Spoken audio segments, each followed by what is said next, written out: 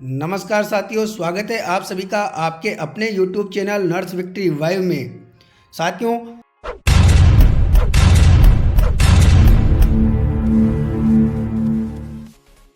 चर्चा करते हैं चिकित्सा विभाग में जो प्राथमिकता के आधार पर चिकित्सा मंत्री श्रीमान गजेंद्र सिंह जी खींवसर साहब ने एक घोषणा करी है 26,000 नई भर्तियों की, उसके बारे में। साथियों, जैसा कि आप देख पा रहे हैं, दैनिक भास्कर में न्यूज़ प्रकाशित हुई है। जेएलएन अस्पताल को सौगात मिली।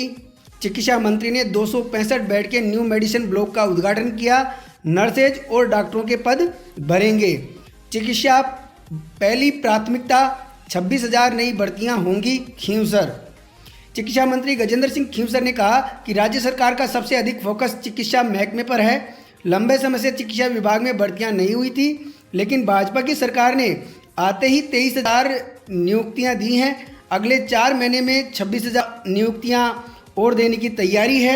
इनको मिलाकर कुल 50,000 नई नियुक्तियां दी जाएगी।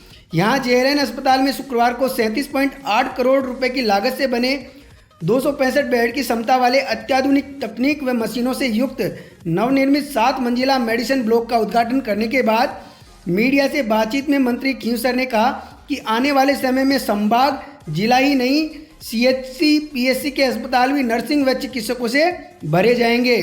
मुख्यमंत्री से लेकर स्वयं मॉनिटरिंग करने के साथ ही नियमित रिपोर्ट ले रहे हैं। उन्होंने कहा कि सरकार ने हीट वेव और गर्मी में आने वाले मरीजों को लेकर पूरी तैयारी कर ली है। प्रदेश के सभी अस्पतालों में कूलर, एसी सही रखने के साथ ही रिपोर्ट देने के लिए कहा है। सभी दवाइयों का स्टॉक रखवाया गया है। जरूरत पड़ने पर बर्फ भी मंगवाएंगे। इससे पूर्व चिकित्सा मंत्री ने मेडिसिन ब्लॉक का उद्घाटन किया। उन्होंने चिकित्सकों के साथ में बैठक भी ली। चिकित्सा मंत्री ने कहा कि सरकार माँ वाउचर योजना का दायरा बढ़ाने पर विचार कर रही है।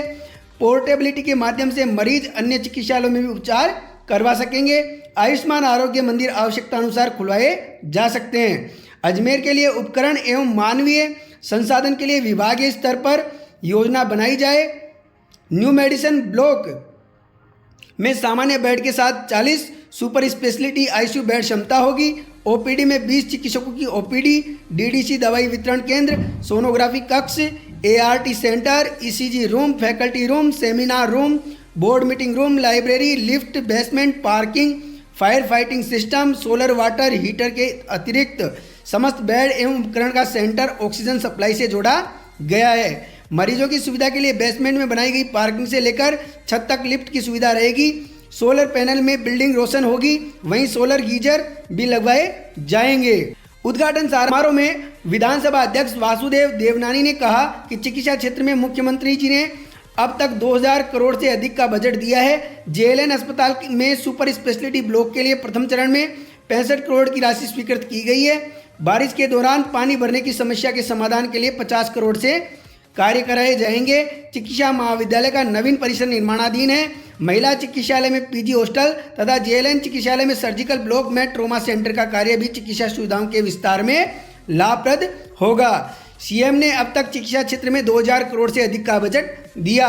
देवनानी, डॉक्टर पर भगवान के समान भरोसा। कृषि राज्य मंत्री, केंद्रीय कृषि एवं किसान कल्याण राज्य मंत्री भागीर चौधरी ने कहा कि मरीज को चिकित्सक पर ईश्वर के समान भरोसा रहता है।